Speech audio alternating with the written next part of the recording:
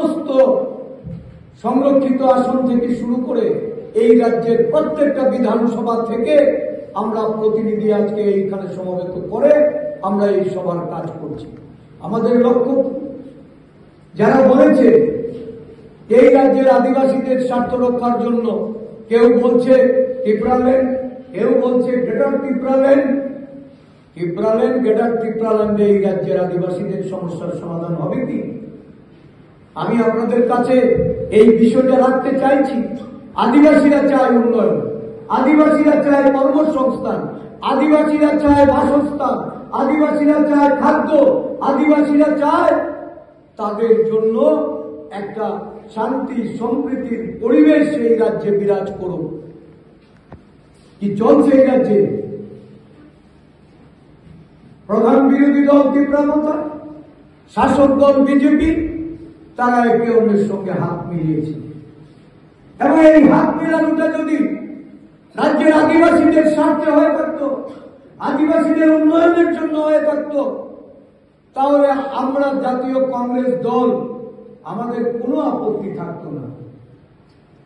তারা বুঝাচ্ছে একদিকে সরকারে বা শাসক দলে আছি, আবার দেখা যাচ্ছে দড়ি টানাটানি, মারামারি, অফিস ঘর ভেঙে দিচ্ছে, ভাঙচুর হচ্ছে, ও আদিবাসী নেতাদের বাড়িতে গিয়ে ভাঙচুর হচ্ছে, যানবাহনের উপর আক্রমণ হচ্ছে। দুটি দল একসাথে থাকলেও তাদের মধ্যে কোনো সমন্বয় নেই, তাদের মধ্যে কোনো রাজনৈতিক বোঝাপড়া নেই। আর যেখানে রাজনৈতিক বোঝাপড়া নেই, সেখানে আদিবাসীদের উন্নয়ন কিভাবে সম্ভব? কিভাবে আদিবাসী যুবকরা, আজকে যারা শিক্ষিত যুবকরা, তারা বেকার অবস্থায় দিন যাপন করছে, যুবক যুবতীদের মধ্যে হতাশা, নেশাগ্রস্ত হয়ে তাদের আজকে পরিবারগুলি বিপন্ন, হতাশায় গ্রাস করেছে এই রাজ্যের আদিবাসীদের একটা বড় অংশের যুবক যুবতীদের। গতকাল আমরা এই রাজ্যের প্রাক্তন মুখ্যমন্ত্রী সুধীর রঞ্জন মজুমদারের মৃত্যু দিবস পালন করেছি।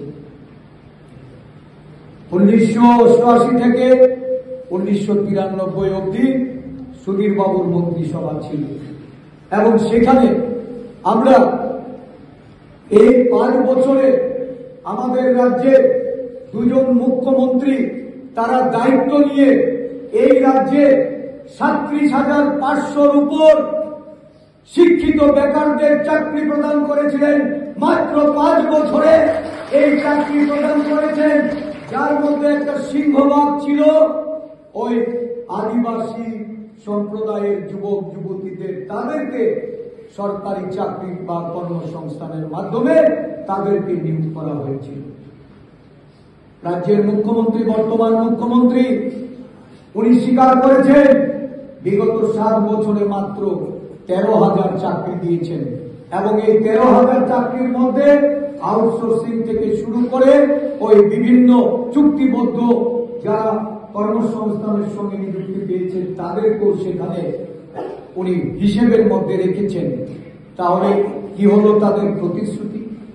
বছরে 50,000 চাকরির কথা বলে যারা সরকারে এসেছে, আজকে 7 বছর কাটিয়েও 50,000 চাকরি দিতে পারেননি। তাদের আজকে ব্যর্থতা এমন জায়গায় গিয়ে দাঁড়িয়েছে, এখন শিক্ষিত যুবকদের ভাবতে হবে যে কোন সরকার প্রয়োজন, কাকে ক্ষমতায় অধিষ্ঠিত করতে হবে, উপজাতিরা কোন দিশায় চলবে, এটা তাদেরকে ভাবতে হবে। এখানে যুবক বন্ধুরা যারা এসছেন, আরো আপনাদের সংগঠন মজবুত করতে হবে। উপজাতিদের স্বার্থে আপনাদের পথে নামতে হবে, বিভ্রান্ত হলে চলবে না। যারা বলেছিল যে কনস্টিটিউশন সলিউশন, যারা বলেছিল ওই চুক্তির মাধ্যমে পেয়ে গেছি, আজকে কিন্তু শাসক দলের হাত ধরে শুধু সুখ ভোগ করা, ভোগ বিলাসের প্রতি নিজেদেরকে সঁপে দেওয়া, আর কিছু অর্থনৈতিক লাভালাভ, এই রাজ্যের উপজাতি সম্প্রদায়ের স্বার্থকে জলাঞ্জলি দেওয়া। এই পরিস্থিতিতে যুবক বন্ধুদের আমি তাদের কাছে আহ্বান রাখবো একটা জবাব দিতে হবে। এই জবাবের জন্য প্রস্তুত হতে হবে। আর প্রস্তুত হওয়ার জন্যই আমরা এখানে এসেছি, সমবেত হয়েছি। সামনে আমাদের ভিলেজ কাউন্সিল নির্বাচন, দড়ি টানাটানি চলছে। একদিকে কোলাকুলি, আরেকদিকে ডান্ডাবাজি। ভিলেজ কাউন্সিল নির্বাচন করাতে চায় না। আর আমরা বারংবার বলছি, ত্রিস্তরীয় ভিলেজ কাউন্সিলের ব্যবস্থা করে অধিক অর্থ যেন আদিবাসীদের উন্নয়নে তাদের কাছে তুলে দেওয়া যায়, যেটা গ্রাম পঞ্চায়েতের নির্বাচনে আমরা দেখেছি যে জেলা পরিষদ, পঞ্চায়েত সমিতি এবং গ্রাম পঞ্চায়েত, কেন ভিলেজ এরিয়াতে আজকে ত্রিস্তরীয় পঞ্চায়েত ব্যবস্থা চালু হবে না? 125তম সংশোধনীর মাধ্যমে ডক্টর মনমোহন সিং যে ব্যবস্থাপনা ভারতবর্ষের 4টি রাজ্যের যে সমস্ত ষষ্ঠ তফসিলভুক্ত এলাকা, সেই এলাকাগুলির মধ্যে তারা এই 125তম সংশোধনীতে আরো বেশি ক্ষমতা অর্পণ করার জন্য যে প্রস্তাব উনি এনেছিলেন, 10 বছর কেন্দ্রের একটা সরকার কাটিয়েছে, এই প্রস্তাব পাস হয়নি। আমাদের রাজ্যে 7 বছর বিজেপি সরকার এবং তাদের সঙ্গে আইপিএফটি ত্রিপুরা মতো আজকে যোগ দিয়েছে। ওই 125তম সংবিধান সংশোধন তো তারা পার্লামেন্ট থেকে করাতে পারছে না। তারা তো সেখানে এই দাবি নিয়ে বিজেপি সরকারকে চেপে ধরছে না।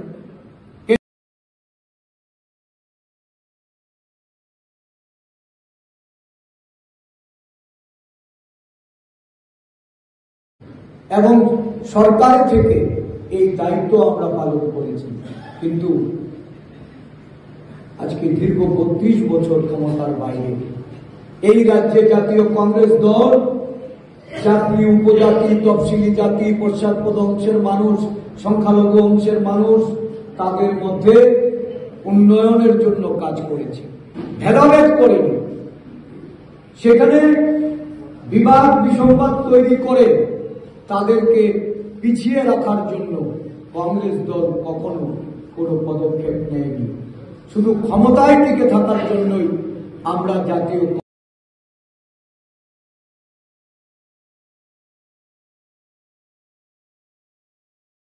ভূমিকা পালন করার জন্য শপথ গ্রহণ করেছিল। আজকে তারা সুবিধাভোগীর স্বার্থান্বেষী হিসাবে সরকারের সাথে হাত মিলিয়ে আপনাদের স্বার্থকে জলাঞ্জলি রাজ্যে তাদের অবস্থান। এই পরিস্থিতিতে আমাদের লড়াইয়ের পথ ঠিক করতে হবে। আমাদের লড়াইয়ের জন্য ময়দানে ঝাঁপিয়ে পড়তে হবে।